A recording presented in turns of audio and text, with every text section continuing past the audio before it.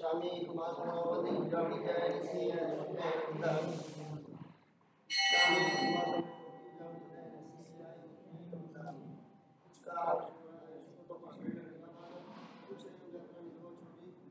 कुमारस्वामी देख स्वामी गुजराती जय हाँ स्वामी कुमारस्वामी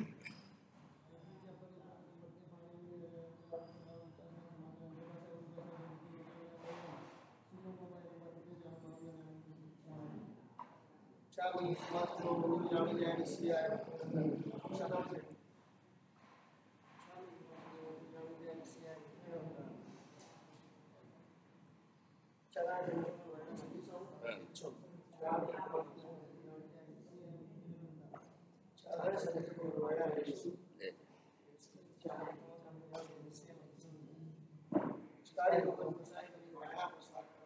नमो हरिहंताणं नमः सिद्धाणं नमो हरियाणं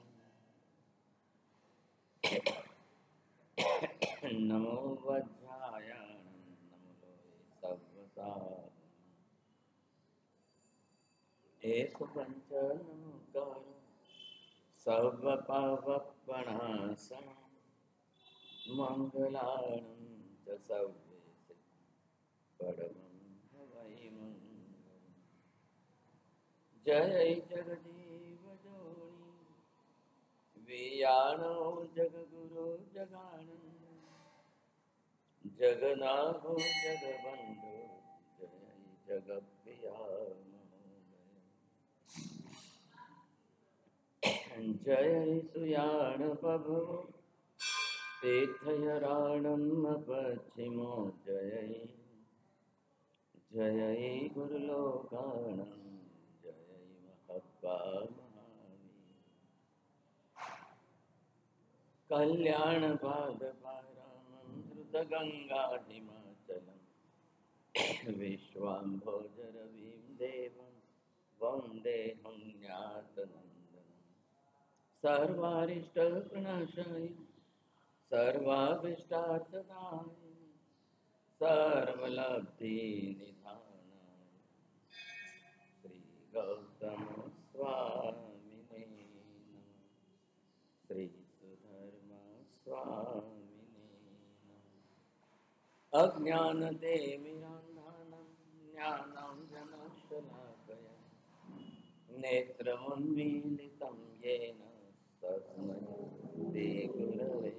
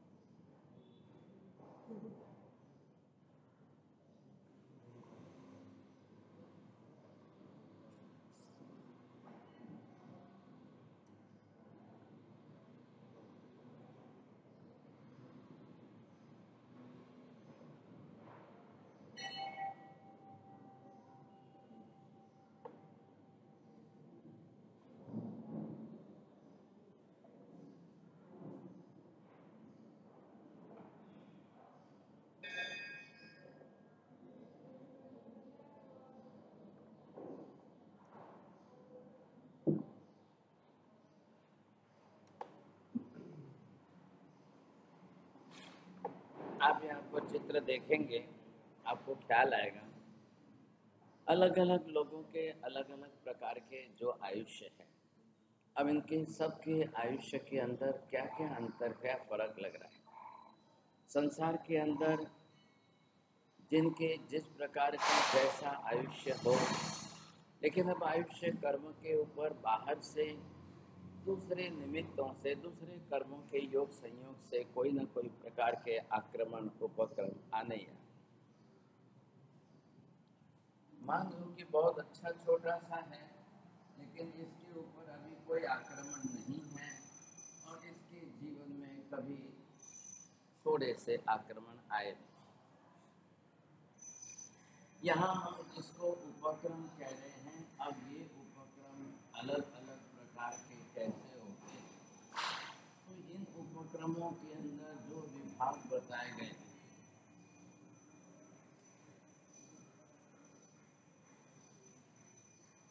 उपक्रम भी अलग अलग तरीके से जात जात के होते हैं। अब जिस तरह से आप देखेंगे यहाँ पर इसको भी है। अब उपक्रम इसके जीवन में भी आ तो रहे हैं, लेकिन इसका पुण्य थोड़ा सा। उपक्रम आने का प्रमाण अगर ज़्यादा हो और पुण्य का प्रमाण कम हो, तब परिस्थिति क्या होगी। नंबर एक, उपक्रम जो है वो प्लस में ज़्यादा है, लेकिन सामने जो है आपका पुण्य वो जो है वो इतना माइनस में कम है। नंबर दो, उपक्रम प्लस में ज़्यादा होते हुए भी पुण्य भी ज़्यादा अंदर सामने है। पुण्य का प्रमाण देखने की कोशिश करिए। नंबर तीन, उपक्रम नहीं है, बहुत कम है, लेकिन पुण्य का प्रमाण प्लस में काफ़ी ज़्यादा है। नंबर चार आप देखेंगे, उपक्रम भी कम ही है और पुण्य भी कम है। अब यहाँ पर उपक्रम से सीधा तात्पर्य किसका है? Other types of accident and attacks. आयुष्य अलग वस्तु है, उपक्रम अलग वस्तु। आयुष्य किसी का छोटा है, किसी का बड़ा है, किसी का ज़्यादा है, किसी का पुण्य आधा थोड़ा सा है, किसी के पुण्य का एक लेयर है, किसी के पुण्य के लेयर भी काफ़ी ज़्यादा अलग अलग। ऐसे जीवों में उपक्रम आएगा या नहीं आएगा?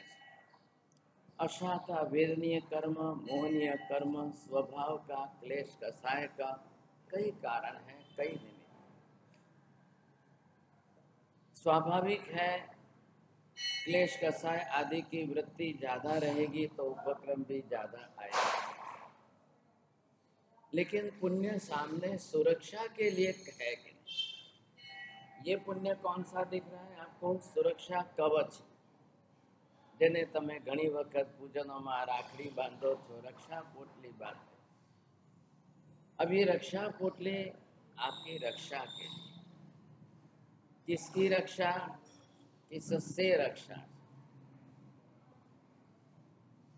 ये पहले तात्पर्य वैसे स्पष्ट कर लेना चाहिए। रक्षा शरीर की करनी है, रक्षा आत्मा की करनी है, रक्षा आयुष्य की करनी है, रक्षा पुण्य की करनी है। किसकी रक्षा करनी है आप? अब किससे करनी है? तो उपक्रम से। आघात प्रत्याघात के नियम, ऐसे ऐसे आघात प्रत्याघात के नियम आएंगे, जो भी बनेंगे वो तो बनने हैं। ये कुछ उपक्रम भी ऐसे हैं, ये उपक्रम दोनों प्रकार के होते हैं। अब ये एक तो जो है आपके कर्म के उदय के हो, और दूसरे जो है वो नेचुरल कैलामिटीज के किसी भी प्रकार के हो सकते हैं। आपका कर्म कारणीभूत न भी हो तो भी ऐसे उपक्रम सामने आ सकते। What type of natural calamities? It may happen just like the flood and famine and earthquake and heavy rains and whatever type. आप क्या कर सकोगे? अचानक फ्लड आ गया, अचानक ऐसा फैमिन आ गया, अचानक हैवी रेन्स हो गई, अचानक अर्थक्वेक हो गई, अचानक एकदम आग फैल गई। There are so many reasons about, बहुत कारण हैं, अनेक कारण। सवाल उन कारणों का नहीं है। जब आपके सामने उपक्रम ज्यादा प्रमाण में है और आपका पुण्य बहुत कम होगा, तब मुश्किल होता है। कई लोग आप देखते हो, एक बार एयर क्रैश होता है, कुछ भी होता है, कुछ लोग बचते हैं, कुछ लोग चले जाते हैं, कुछ लोगों को आघात होता है, कुछ लोगों को कुछ भी नहीं होता है। किसी किसी को थोड़ी सी खरोच आ गई, गाड़ी चल गई, लेकिन किसी के सीवियर अटैक हो जाता है, तब आपको कहना पड़ता है कि शायद 1-2 दिन निकाल सके तो मुश्किल है। ऐसे कई प्रकार के निमित्त बनते हैं। अब उन सब प्रकार के निमित्तों में उपक्रम काफी ज्यादा जरूर है। आपका पुण्य देखिए बस, आयुष्य कम हो या ज्यादा, कम आयुष्य का मतलब क्या होगा? वो जीवन ही थोड़ा सा जिएगा। आप कई लोगों को देखते हो 5-7 साल में मर जाते हैं, 10-12 साल की उम्र में चले जाते हैं। आप कई लोगों को देखेंगे और यौवन में चले जाते हैं। कई लोगों को देखेंगे 70-80 के बाद भी आराम से जी रहे हैं। कई लोगों को देखेंगे बिना बीमारी के चले जाते हैं, और कई लोगों को देखेंगे कई बीमारियों के बावजूद भी बैठे रहते हैं। आयुष्य पूरा नहीं होता है, बीमारियां जरूर हैं। बीमारियां 2 प्रकार की हो गई। गुजराती में जेने कहवाय जीवलेण रोग, नाम ही रख दिया उसका, जीव लईने जाए। कुछ बीमारियां आपकी ऐसी है जो आयुष्य को तोड़ेगी नहीं, लेकिन रखेगी आपको बीमारी। पैरालिसिस भी हो जाता है, मरता नहीं है मनुष्य, लेकिन इंटरनल ब्रेन सेल्स ऐसे डेड हो जाते हैं कि उसकी फंक्शन सिस्टम अदर बॉडीज के पार्ट्स के अंदर रुक जाते हैं। आपने कोमा में गए हुए लोगों को देखा होगा। पैडर रोड के ऊपर 16 बरस तक एक व्यक्ति कोमा में बना रहा। अब घर वाले, रिश्ते वाले, सगे संबंधी आपकी सेवा करे, ये भी आपका प्लस पॉइंट में पुण्य है कि नहीं है? अब कोई आपकी सेवा ना करे तब आपका क्या होगा? सबको चाहिए कि हाँ साहब, मेरे पीछे कोई मेरी सेवा करने वाला तो हो। कल मेरे हाथ पैर नहीं चले तब क्या होगा? कल मेरा शरीर साथ नहीं देगा तब क्या होगा? अब आज के कलयुग के अंदर तो ये और भी कम होता जा रहा है। पिछले कई वर्षों पहले के कलयुग के अंदर धर्म ने लोगों के अंदर सेवा भावना, परोपकार भावना, वैयावच के भाव भरे थे। विष्णु स्थानक के नियमों में ऐसा भी लिखा गया है, 16वां पद जिन पद, जिसको वैयावच पद कहा गया है। 2 नाम है, वैयावच पद भी है, जिन पद। आप वैयावच करके भी तीर्थंकर नाम कर्म उपार्जन कर सकते हो, इतना बड़ा फल है। लेकिन आप देखेंगे संसार के अंदर वैयावच करना बहुत कठिन काम, अच्छे नहीं कर पाते। हर किसी को देखोगे, किसी व्यक्ति में वैयावच करने की भावना कूट कर भरी रहती है, और किसी व्यक्ति के अंदर वैयावच करने के कोई भाव नहीं। હું ક્યાં બેની આંખ પાછળ આખો દિવસ જે છે, મારે પણ મારું જોવાનું કે નહીં, હું કોઈ આખો દિવસ એમનું જ કર્યા કરું, बहुत मुश्किल। पुणे के अंदर एक माँ बाप ने अपने मेंटली रिटार्डेड बेटे की 54 साल तक सेवा की। अब आप भी समझ सकते हो, the child absolutely 100% which is mentally retarded, वो अपना कुछ भी नहीं कर सकता। उसके सामने रोटी रख दो, थाली भर के रखो तो खा भी नहीं सकता, उसको भी बैठकर खिलाने वाला चाहिए। अब पुण्य कहाँ तक रहा? अब ये सबसे ज्यादा काम माँ के सिवाय कौन कर सकता है? और हुआ ऐसा कि 20-30 बरस में माँ मर गई। कितना बड़ा कठिन काम हो गया, मुश्किल हो गया। सब लोगों ने सोच लिया भाई अब माँ मर गई है तो अब ये कोई ज्यादा नहीं जिएगा, लेकिन बाप ने सेवा की, 2 भाइयों ने सेवा की। अब ये पुण्य है कि नहीं है? 20 साल की उम्र में माँ मर जाने के बाद दूसरे 34 साल तक बाप ने और भाइयों ने सेवा करके 54 बरस की उम्र तक उसको जिंदा रखा। नहीं तो शक्यता नहीं। आज भी दुनिया में आप देख रहे हो, it is a huge and big query in against the science. What is the reason for the mentally retarded person? क्यों ऐसे मति मंद क्यों जन्म रहे? And in the comparative study of the 100-year backs and today, 100 साल पहले की मात्रा और आज की मात्रा में मेंटली रिटार्डेड बच्चों की संख्या 30 गुनी ज्यादा बढ़ी। क्यों इतनी ज्यादा बढ़ी? भाई वो भी तो 100 साल पहले की शताब्दियों का काल भी था। बच्चे तो जन्मते ही थे दुनिया में, हमेशा ही जन्मते थे, लेकिन उस समय में मेंटली रिटार्डनेस के परसेंटेज 10% थे, वो आज 30% हो गए। क्या अचानक लोगों का कर्म बढ़ गया? Science is absolutely fail in this subject. विज्ञान ने साफ कह दिया, we can't find out any reason, we can't diagnose it and we can't treat it. न तो हम निदान कर सकते हैं, न कारण ढूंढ सकते हैं, और न इसकी कोई चिकित्सा हो सकती। जैन धर्म ने तो साफ कह दिया कि भारी ज्ञानावर्णीय दर्शनावर्णीय कर्म के उदय से ही मेंटली रिटार्डनेस आती है। Now it depends according to the percentage. ज्ञानावर्णीय दर्शनावर्णीय आपके 30% ज्यादा है, 50% ज्यादा है, तो बच्चे के अंदर भी 30% 50% का रिजल्ट। अगर आपके कर्मों की मात्रा 70% है तो सामने 70%। लेकिन अगर कर्म का उदय 100% है तो वो 100% मेंटली रिटार्ड बनेगा। अब वो कुछ नहीं कर पाए। आपके मलाड के अंदर यहाँ पर चल रही है मेंटली रिटार्डनेस की हॉस्पिटल स्कूल चल रही। अब कितना कठिन हो जाता है।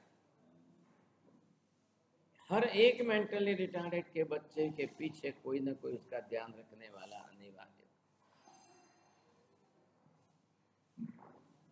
तो ये भी एक कारण किस कौन कौन से बन रहे हैं। अब इन कारणों के अंदर नेचुरल कैलामिटीज में आप कुछ भी नहीं कर सकते हो। अब रही आपके कर्म के उदय के कारण। अब ऐसे में आपका उपक्रम जो है वो प्लस पॉइंट में ज्यादा हो, लेकिन पुण्य भी अगर इतना ज्यादा प्रबल है तो कुछ नहीं है, फिर कोई चिंता करने की जरूरत नहीं। 12.5 बरस में महावीर स्वामी के सामने ऐसे उपक्रम पूर्व कर्म के उदय के भी आए, बिना कर्म के भी आए। संगम मारने आया तब एक रात के अंदर 20 उपसर्ग हुए, वो सभी उपक्रम। और वो तो कैसे उपक्रम है कि आयुष्य को तोड़ने वाले उपक्रम। हमारे जैसे कोई होते तो वहां जिंदे बच भी नहीं सकते थे, संभावना नहीं। महावीर कैसे थे? निरुपक्रम आयुष्य वाले थे। अरे ध्यान में, एक तो उपक्रम कितने भी आ जाए तो पुण्य इतना प्रबल है कि आयुष्य कभी टूटने वाला नहीं। किसी भी तीर्थंकर भगवान का आयुष्य उनके जीवन काल में कभी टूटा नहीं, और कभी आयुष्य घटा भी नहीं, पहले पूरा हुआ ही। अब ये 63 शलाका पुरुषों के लिए हो सकता है, बाकी सबके लिए नियम नहीं है। अब बाकी सभी हम जो है वो सोपक्रम आयुष्य वाले ही हैं। अटैक आना या एक्सीडेंट के निमित्त आना, लेकिन अब आपको इसमें अगर पुण्य प्लस पॉइंट में ज़्यादा है जरूर बचा ले। पुण्य बचाता है, सुरक्षा करके बचाता है। अब ये सबसे तीसरे नंबर का सबसे ज़्यादा अच्छा है। उपक्रम बहुत कम है लेकिन पुण्य प्लस में ज़्यादा है।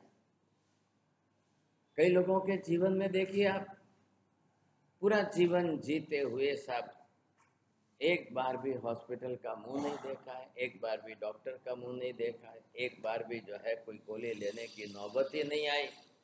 ये है आपके प्लस पॉइंट का पुण्य का उदय प्रबल। और कोई उपक्रम ना हो जीवन के अंदर, तो ये किससे होता है? तो ध्यान से सांभल। जिस जीव ने जितनी ज्यादा जीव दया की है, जीव रक्षा की है, जैना पाली है, उसके लिए उतने ही उपक्रम कम हो जाते हैं, पुण्य एक्सेस बढ़ जाता है। अब एक्सेस में अगर इतना प्रबल पुण्य आपके सामने प्रकट हो जाए, बढ़ जाए, और आपके लिए उपक्रमों की संख्या बिल्कुल ही घट जाए, उसके लिए बहुत अच्छी बात। कई लोगों को आप देखेंगे छोटे बचपन से उपक्रम के कई निमित्त खड़े हो जाते। बच्चा ऊपर से ही नीचे गिर गया, कहीं क्या हो गया, कहीं क्या हो गया, कहीं कैसे निमित्त आ गए, कहीं कैसे नहीं। छोटे बचपन से ही ऐसे उपक्रम के निमित्त बढ़ते गए हो, ऐसे भी दुनिया में हो। क्या करें? अब इन निमित्तों से लेकर के किस किस प्रकार के उपक्रमों से बचना है, कैसे कैसे उपक्रमों से बचना है, पता। पुण्य बचा ले, प्रबल पुण्य होना चाहिए। अब इसमें क्या है, थोड़ा सा पुण्य, बस इतना आपको लग रहा है। इसमें पुण्य का लेयर है तो सही, लेकिन सिंगल लेयर है। हमने जैसे घूंघट निकाला हो, और एक फोल्ड का घूंघट हो, 2 फोल्ड का हो, 3 फोल्ड का हो, 4 फोल्ड का हो, पूजा करो तेरे मुखवास बांधो तेरे 8 પડનું મુખવાસ તમને કીધું। 8 પડનું મુખવાસ હોય તો સમજી લેવું કે તમારી સહેજ પણ એકે પરમાણુ ભગવાનની प्रतिमाને સ્પર્શ પણ नहीं करे। परमात्मा के प्रति हमारा इतना रिस्पेक्ट है, इतना आदर भाव है, इतना पूज्य भाव है कि मेरे शरीर की अशुद्ध दुर्गंध के परमाणु भी भगवान के शरीर को स्पर्श न करें। ये आपका जो पूज्य भाव अंदर पड़ा हुआ है, उसका ये विवेक है, और कुछ नहीं। सामान्य विवेक है। ऐसी स्थिति के अंदर अब उपक्रम के निमित्त आपके सामने कितने रहेंगे, कैसे रहेंगे? सामान्य हल्के फुल्के उपक्रम तो आपके पुण्य के सामने टिक भी नहीं पाएंगे, कुछ भी नहीं होगा। अब ये जो है इतना प्रबल पुण्य जिसके सामने है, आप उसके सामने 1000 उपक्रम भी आए तो भी इसको कोई तोड़ नहीं सकते हैं। आपने देखा सिलेंडर पर लोहे का इतना मजबूत बनाया जाता है क्योंकि एक ही सिलेंडर 1000 दिन तक हर घर में जाएगा। आज कल किसके घर में, कल किसके घर में, कौन कल कैसे करेगा, ट्रांसपोर्टेशन जो उसका होगा, अब वो जो है कितनी सुरक्षा रखेंगे, सब समझ करके सिलेंडर को इतना सॉलिड बनाया। अब ये लोग पतरे का छोड़ करके फाइबर बनाना जा रहे हैं, अब वो कितना सक्सेस होगा बहुत मुश्किल। और जब भी विस्फोट होगा तो एक एक्सप्लोसिव तो हो ही गैस। कहीं पर भी बस कार ट्रक में आप भिड़ंत देखते हो तो उसके अंदर एक्सप्लोसिव अगर साथ में, तो एक प्रकार का सिलेंडर एक बॉम्ब बन गया। यही परिस्थिति होने वाली है। अब ऐसी स्थिति के अंदर इनको तो 5वें नंबर वाले को तो चाहे 50 उपक्रम आ जाए कुछ नहीं। एक तो पुण्य प्रबल है और आयुष्य सॉलिड है, तो आयुष्य बीच में टूटने के भी चांस नहीं है। आप सुरक्षित चले जाए, सुरक्षित पूरा करें। पुण्य इसके 4थे नंबर वाले के पास है, लेकिन लेयर ही कम है। क्यों कम है लेयर? उस जीव ने अपने जीवन काल में पुण्य उपार्जन नहीं किया, कम किया। औरा जिसको आप बोल रहे हो, औरा का लेयर जितना बोल रहे हो, वो आपके पुण्य का ही उदय है। अब आज के जमाने में किरलियन फोटोग्राफी के अंदर आपके ऑरा को भी पकड़ा जाता है, उसमें भी देखा जाता है ड्यू टू व्हाट रीजन, ख्याल है कि नहीं। डायग्नोस्टिक सिस्टम के अंदर ऑरा के किरलियन फोटोग्राफी लाए के भी चलो इसमें से देख करके तलाश है किस ऑरा से ये रोगग्रस्त है। Nowadays in the medical science they want to do the forecast for the any type of disease in future. आप 10 साल के बाद भी आपको हार्ट अटैक आएगा कि नहीं आएगा, ये भविष्यवाणियां आज मेडिकल साइंस में की जा रही है। That is astromedico subject. अब वो एस्ट्रोमेडिको के अंदर जो है भविष्य में आपको कैंसर होगा, कब होगा, 20 साल के बाद होगा, अब इसका प्रिडिक्शन लगाया जा रहा है। और उस प्रकार की जन्म पत्रिका कुंडली देखकर, ग्रह स्थिति देखकर, कब ग्रह बदल करके किस घर में आएगा, तो जो घर के अंदर 12 हाउस बने हुए हैं उसमें आपके रोग आरोग्य का भी एक हाउस घर है जन्म पत्रिका में, और उस हिसाब से वो प्रिडिक्शन करके बताए। अच्छा ये है कि भविष्य में 20 साल बाद अगर प्रिडिक्शन हो कि हाँ कैंसर होने के चांस है, तो it may possible for you take some precaution today.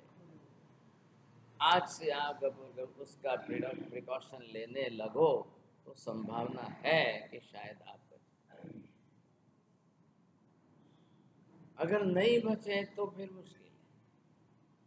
इसलिए कई घरों के अंदर लोग विरुद्ध आहार कर रहे हैं, विपरीत आहार करते हैं, गुणधर्मों से विपरीत, प्रकृति से विरुद्ध, और वो जो जीव को टेस्ट आ रहा है, पसंद पड़ रहे हैं, भाते हैं आपको, वही अंदर जाकर बीमारियां खड़ी कर रही हैं।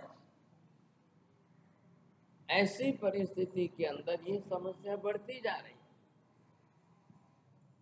शांता क्रूज के एक भाई साहब को कहा कि आपके ये सारे लक्षण दिख रहे हैं कि शरीर पर जो है कोढ़ रोग बढ़ता जा रहा है, सफेद स्पॉट्स बढ़ते जा रहे हैं।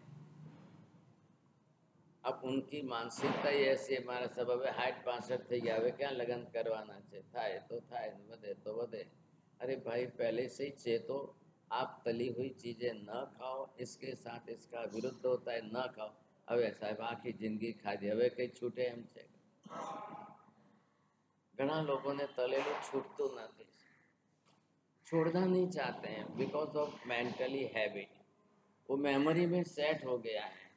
आटला वर्षों સુધી સાહેબ હવે આ ખાધું છે ને, હવે પનીર ટમાટરનો શાક સાહેબ ये तो बहुत भावे है।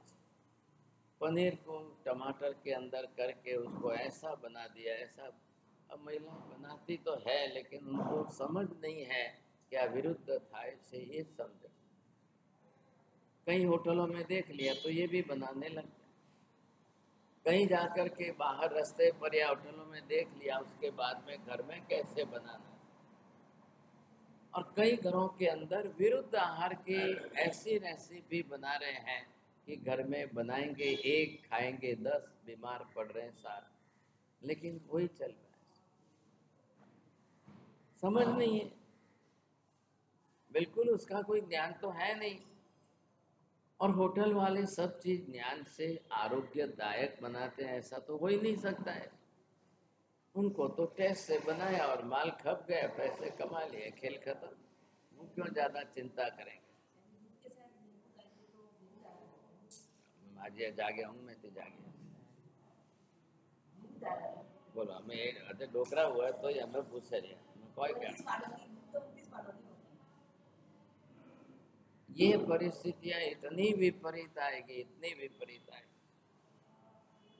जब भी आप इस प्रकार के जैसे विरुद्ध आहार करेंगे, एक तो पहले विरुद्ध आहार आपके पाचन तंत्र को खराब करेगा, दूसरी वात पित्त और कफ की प्रकृतियां बिगाड़ेगा। बिगड़ा हुआ पित्त ब्लड में आएगा, ब्लड में आकर के एक्जिमा है या इचिंग्स है या any type of skin disease पहले शुरू। तो स्किन डिजीज, ये तो skin it is the mirror of the whole body. जब वो एसिडिक कंडीशन परसेंटेज में बढ़कर ब्लड में आएगी तब तो बढ़ेगा, नहीं तो कहां से बढ़ेगा। अब ऐसी स्थिति के अंदर किसके साथ किसका विरोध, किसके साथ क्या विरुद्ध हो रहा है, अगर ये समझ नहीं रही तो लोग अपने जीभ के स्वाद के लिए ऐसे ही खाएंगे, करेंगे तो ऐसा ही करेंगे। अब इसकी इस प्रकार की कोई मानसिकता, तो ये भी आपके लिए एक उपक्रम बन गया। रोग बीमारियां आयुष्य को तोड़ने में उपक्रम बन गया। जो रोग बीमारी आपकी इतनी सॉलिड न हो कि वो आयुष्य को तोड़ने वाली न हो तो उपक्रम नहीं करे। चमड़ी के ऊपर के जो है उसको केवल वाइट स्पॉट होते हैं तो चमड़ी का कलर बदला है, पिगमेंट्स तैयार नहीं होते हैं, इसके कारण आपका कलर बदला है। बाकी वो कोई रोग जो है आपके आयुष्य को धक्का लगाने वाला नहीं। लेकिन किडनी के क्रिएटिना बढ़ना वो आयुष्य को धक्का लगाएगा, ब्लड प्रेशर बढ़ना वो आयुष्य को धक्का लगाएगा, हार्ट डिजीज, एस्केमिया वगैरह जो है वो आपके एंजाइनल पेन जो है वो आपके हार्ट को धक्का लगा सकते हैं, कैंसर आपको खत्म कर सकता है। ऐसे कुछ बीमारियां जो आपके आयुष्य को तोड़ने वाली, उन बीमारियों से बचने के लिए क्या करें, जो उपक्रम का रूप न ले ले, आयुष्य को धक्का न लगाए, आयुष्य को तोड़ने की नौबत ना आए। नंबर एक, सबसे पहला हार्ट डिजीज है, और आज दुनिया में सबसे ज्यादा हार्ट डिजीज बढ़ा है। अब ये तेल या घी जो है, ट्राइग्लिसरीन वगैरह जो आएंगे तो वो आपके हार्ट को नुकसान करेंगे, ये निश्चित है। जैसे तैसे तेल के अंदर तली हुई चीजें आप खाएंगे। आप डॉक्टर को पूछोगे कયું तेल खाओ, डॉक्टर के सफोला। भाई आपके हार्ट और सफोला से लेना देना क्या है? क्यों डॉक्टर सबको सफोला कह रहे हैं? सफोला की कंपनी डॉक्टर को जो है बहुत ज़्यादा डिस्काउंट देती है, पैकेज दे देती है, साल भर घूमने के लिए उनको 2 बार 3 बार जो है आपको विदेशी टूर मिल जाती है। तो इस कारण से डॉक्टर बोल रहे हैं, बाकी उनको भी गतागम नहीं है कि भाई सफोला हार्ट के लिए क्या है कैसा है। अब फिर चलकर कोई कपासियाનું तेल ने कोई कई कई जातનું કહે છે, कोई आवश्यकता ही नहीं है, निरर्थक है। आप समझ लो कि डॉक्टर कहे तो उसके पीछे कारण भी पूछोगे तो उनकी अक्ल काम नहीं करेगी। लेकिन अब कंपनी वाले से जो बेनिफिट मिलता है, आप कल्पना नहीं करोगे। एक कॉलगेट की कंपनी 700 करोड़ रुपए खाली प्रति वर्ष इसी तरह से डॉक्टरों के पीछे टूर वगैरह में, खाने पीने में, मजाक कराने में खर्च करती है। कितना? 700 करोड़। वो क्यों नहीं करेगी? वो 2800 करोड़ नेट प्रॉफिट जब कमा रही है कॉलगेट वाली, क्यों नहीं करेगी? स्लॉटर हाउस के बाय प्रोडक्ट को किस तरह से कितने में बेच रही है? 1 रुपए की ट्यूब को अगर वो 100 रुपए में बेच रही है तो मल्टीनेशनल कंपनियों का सबसे पहला नियम तो ये है कि बहुत बड़ी मार्जिन में बिजनेस करना है, हैवी मार्जिन में बिजनेस। अब उसमें मैकडोनल्ड आ गया कि डोमिनो आ गया कि वॉलमार्ट आ गया, सबकी पॉलिसी एक ही है, मैक्सिमम मार्जिन में काम। यहाँ तक कि 500% मार्जिन में बिजनेस करने वाले में। अब ऐसी स्थिति के अंदर लोगों को खुद को भी तो समझना चाहिए। 5 रुपए के मैदा के पिज्जा के 500 रुपए ले रहे हैं तो 500 रुपए मतलब कितने हो गए? और वो भी जो है आरोग्यदायक तो है नहीं, रोग कारक है। उसको टेस्टी बना करके लोगों को ऐसा खिलाओ कि लोग पागल हो। अब ये स्थिति बढ़ने वाली है। तो ये आपके लिए सब उपक्रम का कारणीभूत बन रहे हैं। उपक्रम खड़े करने वालों में सबसे ज्यादा है अशाता वेदनीय कर्म। नंबर 2 पर जब आएंगे तब वो जो है मोहनीय कर्म के कसाय हैं। अब ये इसके अंदर आपने जितने निमित्त देखे हैं, इन निमित्तों के अंदर जैसे टायर में पंक्चर हो जाता है, ठीक वैसे ही अगर इसमें पंक्चर हो गया साहब, अब इतना सा थोड़ा सा पंक्चर हो गया तो सारे आयुष्य के परमाणु बिखर जाए।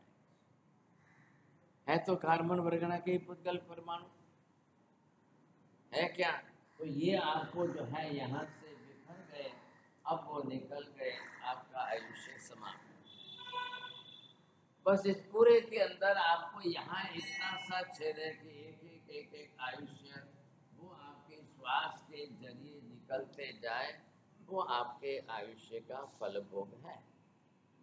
डॉक्टर ने सिरिंज कितनी भी बड़ी रखी होगी, निरल कितनी बारीक छोटी सी रखेंगे कि एक सिर का बाल ही उसमें से पसार हो सके, तो पानी सबसे पतला है वो धीरे से कैसे निकल जाए। वैसे आयुष्य कर्म के अंदर प्रति क्षण जो कार्बन वर्गना के पुद्गल परमाणु दलित के रूप में प्रकट होकर के निकलते हैं, ये आयुष्य कर्म। अब ये निरंतर उदय में रहता है सब जीवों के लिए। बाकी दूसरा ज्ञानावर्णीय दर्शनावर्णीय अंतराय निरंतर उदय में रहे या न रहे, आयुष्य आपका निरंतर सतत अखंड धारा में उदय में रहे, इसको रहना ही रहना। ऐसी स्थिति के अंदर जो निरंतर आयुष्य चल रहा है, सतत आयुष्य चल रहा है, अब आप उसको बीच में कोई बाधा पहुंचा करके रोक दे, तभी जा करके समस्या। अब ऐसे आयुष्य को रोकना कैसे, और रोके कैसे रोके? आप ज्यादा से ज्यादा क्या कर सकते हो? ज्यादा से ज्यादा कुंभक कर सकते। कुंभक करते समय 10 सेकंड 15 सेकंड कोई आयुष्य को रोक सके तो रोक, लेकिन उसके बाद तो नहीं रोक। एक श्वास को रोकने के बाद दूसरी 3 श्वास से वापस फास्ट चलेगी, तब फिर वापस लेवल आकर के रुक जाए, फिर बैलेंस बन। लेकिन ये जो क्रम चल रहा है, निरंतर चल रहा है, अब इसको ज्योतिष शास्त्र वालों ने इस भाषा के अंदर ये घात कह दिया है। अब ऐसा घात आ जाए, समझे, आयुष्य जीवन भर तक निरंतर चलेगा। ये आपका आयुष्य 100 साल तक जो है निरंतर चलना है, लेकिन पुण्य आपका निरंतर अखंड धारा में रहेगा कि नहीं रहेगा? इधर देखिए, पुण्य पहले 20 से 30 के गाले में पुण्य का उच्छा उदय प्लस में था, लेकिन यहाँ 50 तक 20 बरस तक कोई पुण्य आपका साथ नहीं दे रहा था, नहीं। फिर 50 से 60 70 तक फिर आपका प्लस पॉइंट में पुण्य ज्यादा आया, फिर उसने साथ दिया। लेकिन कई बार अब 70 के बाद जो है, अब आपका पुण्य फिर वापस साथ नहीं दे रहा। जे मानस गई काले जैसे प्राइम मिनिस्टर तरीके हता, अच्छी सत्ता के ऊपर थे साहब, सब कुछ अच्छा था, लेकिन सत्ता से उतरने के बाद अब कोई पूछता ही नहीं, कोई पूछने को नहीं। मोरारजी देसाई अपने बेटे कांति के साथ जो है बिल्कुल क्रॉस में चल रहे थे, मालूम होता। ये निष्ठावादी थे मोरारजी देसाई के, नहीं, एक पैसे का भ्रष्टाचार होना नहीं चाहिए। कांति ये सोचता था कि बापा ना नामे जे मले ते भेगू करो। लाल बहादुर शास्त्री बिल्कुल ऑनेस्ट प्राइम मिनिस्टर था, कोई ना नहीं थी, लेकिन ताशकंद समझौते में किस तरीके से पॉलिटिक्स ने कैसे उनको उड़ा दिया, खत्म कर दिया, पता ही नहीं। पिता की अपमृत्यु देखने के बाद इन लाल बहादुर शास्त्री के परिवार से बाकी सब दूर रह गए, कोई बीच में ही नहीं आया। सुभाष चंद्र बोस को जिस तरह से उड़ा दिया गया, उसके बाद से उनके परिवार वालों ने कोई ने भी वापस पॉलिटिक्स में आने की हिम्मत नहीं की, उसकी बहन ने भी हिम्मत नहीं की। आप ये मत समझिए कि सभी जो है एक कोई घर का एक पॉलिटिक्स में गया तो बाकी के सब आ जाएंगे, ऐसा नहीं। अब जिस तरीके से जो चले, आयुष्य को निरंतर अखंड धारा में कांस्टेंट चलना है। पुण्य आपका अखंड धारा में जन्म से लेकर मृत्यु तक उतना साथ देने के लिए बना रहे, ऐसे पुण्यशाली दुनिया में बहुत कम, बहुत कम। बोले आप यहाँ से कल महाविद्य चले जाओ, वहाँ भी पुण्यशाली कितने और पापशाली कितने हैं। सिमंदर स्वामी को जा करके ये फिगर पूछो कि भगवान महाविद्य में किसकी संख्या ज़्यादा है, तो शायद सिमंदर स्वामी को भी कहना पड़े कि भाई महाविद्य क्षेत्र वस्ती घणी છે, લોકો ખૂબ છે, પરંતુ બધા જ પુણ્યશાળી છે એવું નથી। પુણ્ય દરેકનું પોતપોતાનું છે। हर व्यक्ति अपना अपना साथ में लेकर आता है, कौन कितना लेकर आएगा, कौन कितने प्रमाण में लेकर आएगा, सबका पुण्य अपना अपना है।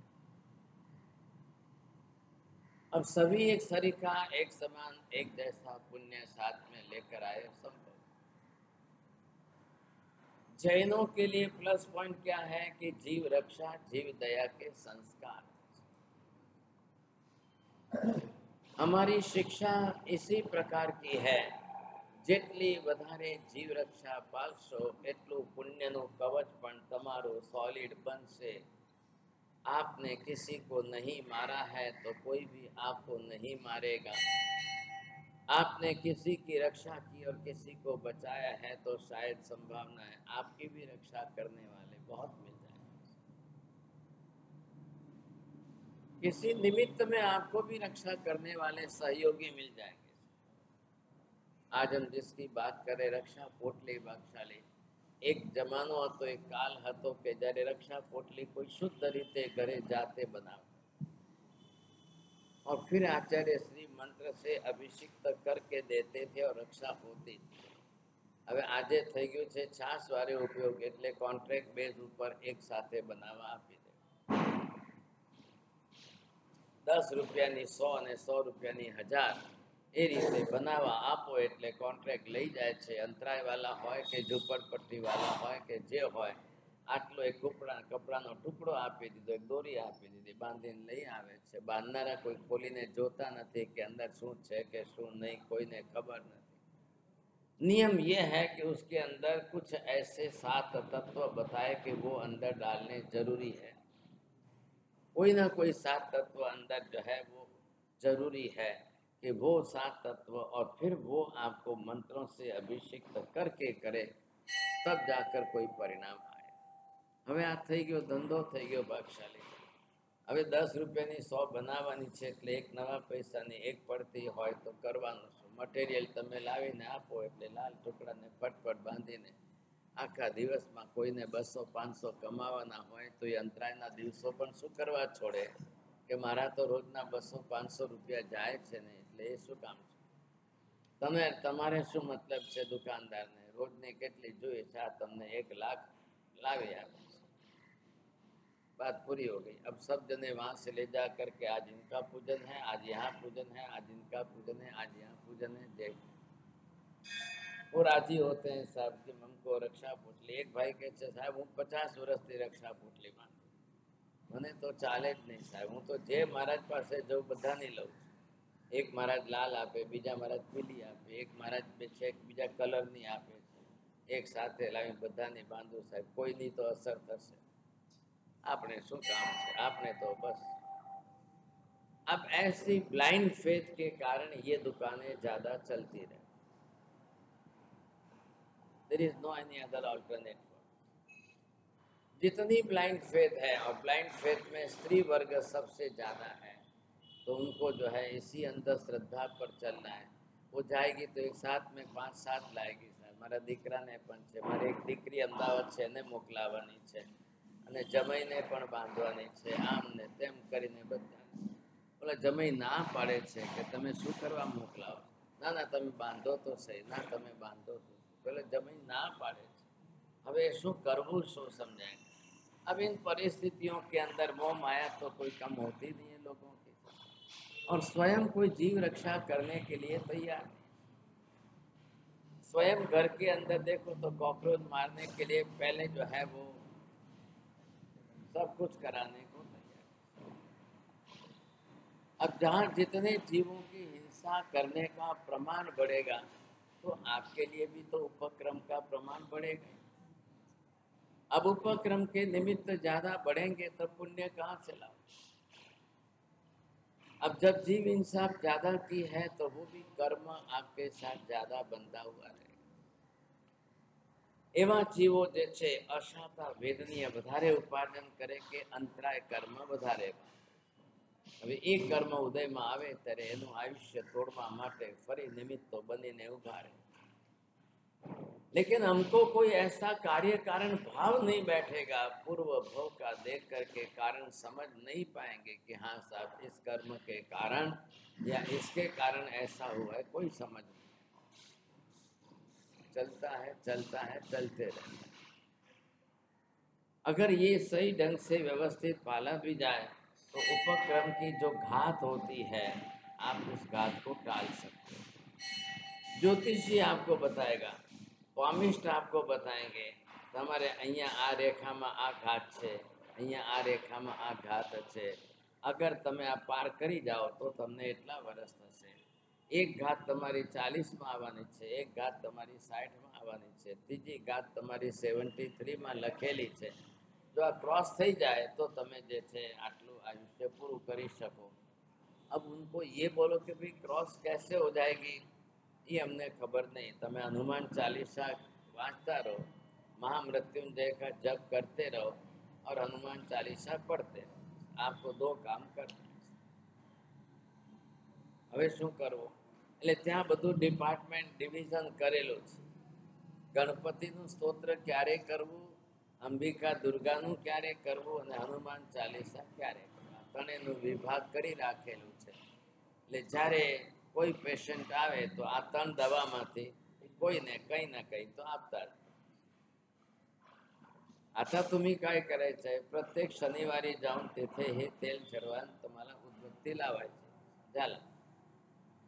आप जिस किसी को जो दोगे वो चलता रहेगा। आता तुम्हाला सिद्धिविनायकला दिलं पाहिजे, तिकडे जाऊन तुम्हाला हेच केलं पाहिजे, म्हणजे तुम्ही आता निश्चिंत राहा। गणपति को बिल्कुल विघ्न निवारक के लिए एक सिंबॉलिक बनाकर फिक्स कर दिया है। गणपति आपका सब विघ्न दूर करेंगे, आपत्ति संकट टालने वाले गणपति। आता ज्यांना संकट नाही, विघ्न काही नाही, त्यांनी जाहीर हनुमान कडे जाए। ज्यांची कार्यसिद्धी काही होत नाही त्यांनी जाहीर अंबिका दुर्गा देवीचा जप करायचा। अब ये घुमा फिरा करके आपको उतने तक ही सीमित रखेंगे। अब न वहाँ जयना का धर्म है, न जीव रक्षा का लक्ष्य है, न प्राणी को बचाने का। हनुमान चालीसा पढ़ने वाले बहुत चले गए, गम गणपति करने वाले बहुत चले गए, क्या लायक गणपति को बिठाने वाले भी चले गए, वो जाकर गणपति को डुबो देते हैं, वो भी चले गए। आता तुम्हीच जाऊन गणपतीला टाकून देतात, पाण्यात बुडवून येतात, मग तुमचं काय होणार? नहीं नहीं, आमचं काय होणार नहीं। बस ये बात है, समझे। सामान्य मान्यता लोगों ने अपने अंदर बना कर रखी, तो आखिर घात आती क्यों है जीवन में? अब ये 10 बरस, 20 बरस, 40 बरस, 60 बरस, कब आपके जीवन में घात आए, कहाँ आए, कैसी घात आए और किन घातों में आप टल सकते हो, किन घातों की परिस्थितियों में आप ओवरटेक करके बाहर निकल सकते। बहुत कम लोग ऐसा समझते हैं कि घात को भी ओवरटेक करके हम निकल सकते हैं। ऐसी मान्यता धारणा भी बहुत कम। हर व्यक्ति यही समझता है, समझेंगे। ऐसी स्थिति के अंदर ये निमित्त आपके लिए बहुत ही अशुभ कार्य। पहले नंबर 1 पर तो बंध के समय आयुष्य सॉलिड बांधना। दूसरे नंबर पर आयुष्य सॉलिड होने के बावजूद भी उसको अपनी तरह से पुण्य प्रबल उपार्जन करना है। वो पुण्य भी किस रास्ते होगा? दूसरे जीवों को बचाने के निमित्त से ही पुण्य आपका होगा। आप किसी को बचाएंगे, किसी को मरते हुए बचाएंगे, किसी का टूटता आयुष्य बचाएंगे, तब जाकर कहीं ना कहीं कोई रास्ता निकलेगा। और वो स्टॉक में आपके साथ, आपके स्टॉक में जमा होना चाहिए, नहीं तो फिर आपके साथ जुड़ा हुआ। अब ये कर्म का चक्र भी है, वो भी समझ लीजिए। जितना ज्यादा कर्म शास्त्र का अभ्यास करते जाएंगे, ब्लाइंड फेथ आपकी घटती जाएगी। कर्म सिद्धांत के अंदर the causal relation, the cause and effect का बरोबर संबंध बैठाया गया।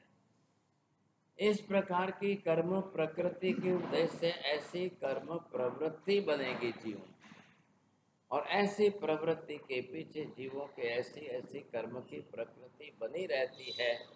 ये बात वहां पर कार्य कारण भाव से समझाई गई, लेकिन बहुत कम लोग जो है कर्म प्रकृति का अभ्यास करते हैं। कर्म शास्त्र का अभ्यास जैन धर्म के अंदर जैन लोग ही करने में 10% नहीं है, जबकि पूरी दुनिया के अंदर जैनों की कर्म थ्योरी हुई एक स्पेशल विशेष प्रकार का कर्म शास्त्र का ज्ञान ऐसा दुनिया में किसी के पास। फिर भी अब उसको मानने, समझने, अभ्यास करने वाले 10% मुश्किल हो गई है। अब आप फिर अगले साल बड़े आचार्य भगवान को विनती करेंगे कि महाराज जी कैसे भी करके कर्म शास्त्र के अंदर हमको बहुत प्रवीण कर दो। अब कोई संभावना बने तो बने। તમે જો પોલિસી વાપરશો કે આપણે કંઈ બોલવું જ નહીં, મહારાજ આવીને જે બોલે એ સાંભળે, આપણે શું કામ છે, એમને જે બોલવું એ બોલે સાંભળી લે। और वो भी वापस जो है स्टडी लेक्चर्स, अभ्यास योग्य प्रवचन।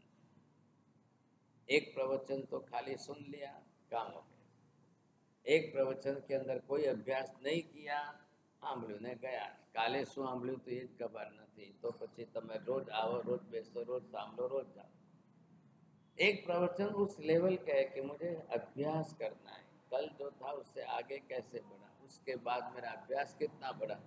अगर ये कोई आपका इंटेंशन बने तो संभावना है, नहीं तो बहुत मुश्किल हो जाए।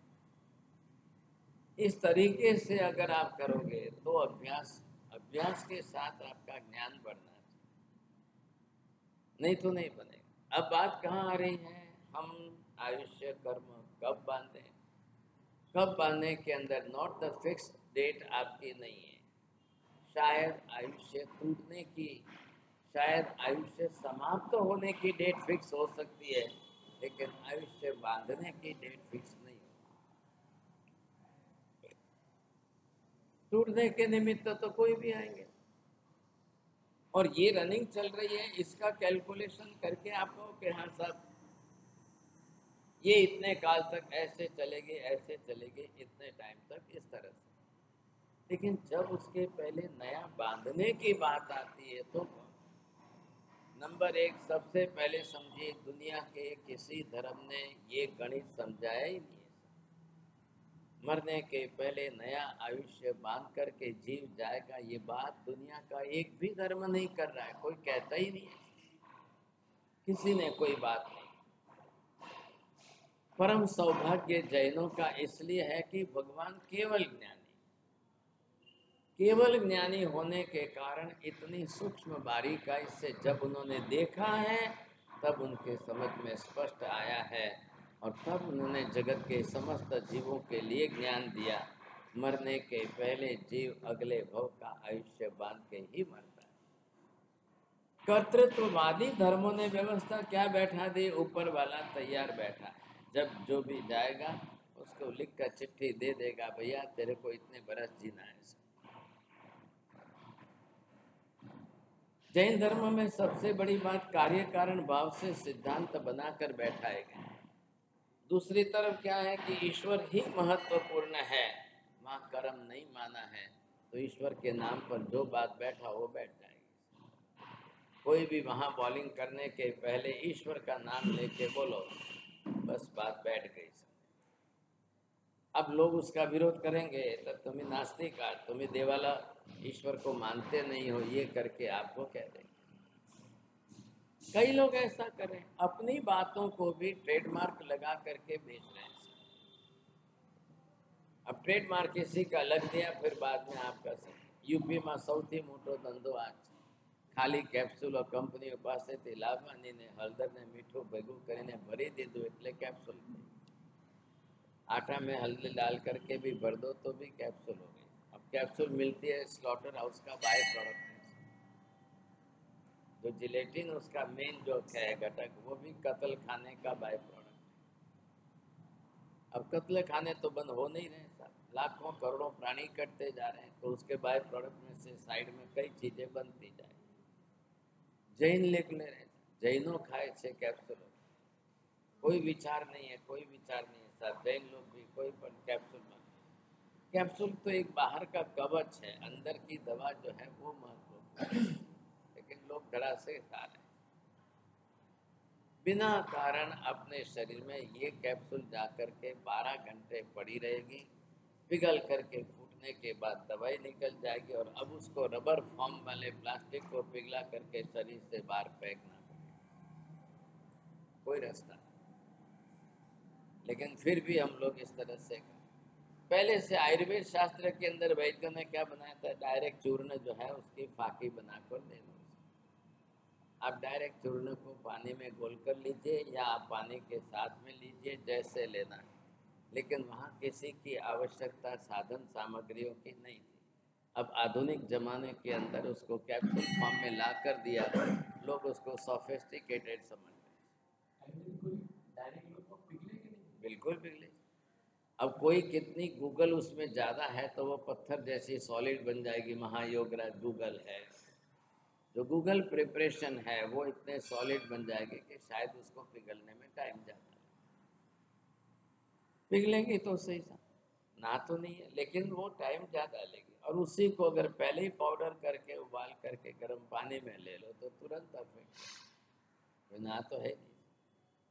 कर्म क्षेत्र की मुख्य विषय की बात है। अब ये परसेंटेज जो है दलित जो है कम है कि संख्या में ज़्यादा है। अब ये सिलेंडर माप साइज में आपको सरीखा दिखता है, लेकिन अंदर के परमाणु जो है वो संख्या में सरीखे है कि नहीं है। ये सिलेंडर वाला 50 बरस जिए और ये वाला 100 बरस जिए, क्यों हो सकता है? सिलेंडर सेम होते हुए भी दलित ज़्यादा है, अंदर के परमाणुओं की मात्रा और ज़्यादा है। आमा तमे आखा चना भरो ने आनी अंदर तमे तल भरो तो आ चना ने तल में आपन एक ज जार छे, आपन एक ज जार छे, आपन 5 लीटरનું છે, आपन 5 लीटरનું છે, પણ આમાં ચણા કેટલા નંગ આવશે ને આમાં તલ કેટલા નંગ આવશે। तो ये वाला जो है अगर 50 साल जीता है तो ये 500 साल जिएगा। तो वो आपने कितने प्रमाण में इकट्ठे किए हैं वो बांधते समय पर आधार है कि बांधते समय आपके परमाणु कितने बने। अब सबके कर्मों पर आधार है। अब कर्म बांधते समय आपके अध्यवसाय परिणाम, आपकी परिणाम धारा, आपके अंदर मानसिकता किस प्रकार की कैसी है, अब कसाय की कितनी तीव्र है, किसकी कितनी है, उस पर आधार। तो ये सबके जीवन में है और सबके जीवन में चल रहा है। न तो हमको ख्याल आ रहा है कि हमको आयुष्य बनने वाला है, आयुष्य कब बंधेगा, क्या होगा तब बनेगा, कुछ भी ख्याल नहीं। अब ऐसे अध्यवसायों को समझना, इन अध्यवसाय निमित्तों को समझना, समझे कि नहीं किस समय आयुष्य बंध के अध्यवसाय कैसे होते हैं। अब है तो सब कसाय के ही है, सब रागद्वेष के ही। બંધાનારું કર્મ આયુષ્યનું નથી, બંધાનારું કર્મ મોહનીનું છે, એના પરસેન્ટેજમાંથી એને મળે છે, આટલો જ ફરક છે। હવે જે એમાંથી મળી રહ્યું છે એના ભાગે, એટલે દરેક કર્મની અંદર આયુષ્ય સિવાયના બીજા 7 કર્મોમાં મોહનીય કર્મના કસાયની ભાગીદારી કેટલી જાય છે, એના કારણે બધા કર્મો કેવી રીતે બંધાય છે, આટલું સમજવાનું બાકી છે। ફરી કાલે અભ્યાસ આગળ કરીએ સમજ। बायकाला मध्ये बायकाला मध्ये 4 साल पहले कांदर मोहन की बात कुमार राजेंद्र सूरी महाराज ने नाम नहीं पता था मैंने। तो गुरु के वियोग से उन्होंने जैसे हम लोग बता रहे हैं कि जैसे वो पालकी लेके गए उसी टाइम से कोमा में बाहर का निमित्त तो बोल सकते हैं, ऐसा तो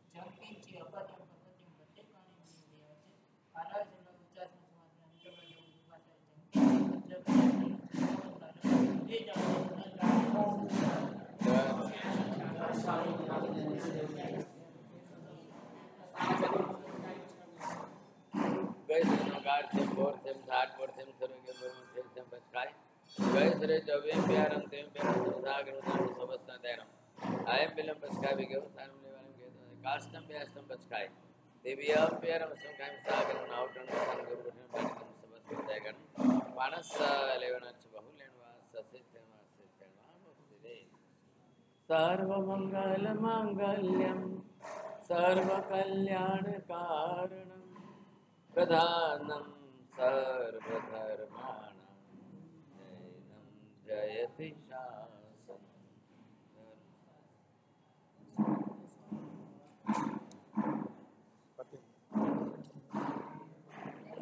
ખુરશીઓ પડી નહોતી કોઈ પગથિયામાં તે બહુ ભાષા પાકથી બને એટલે હજી તો ખુરશી આવે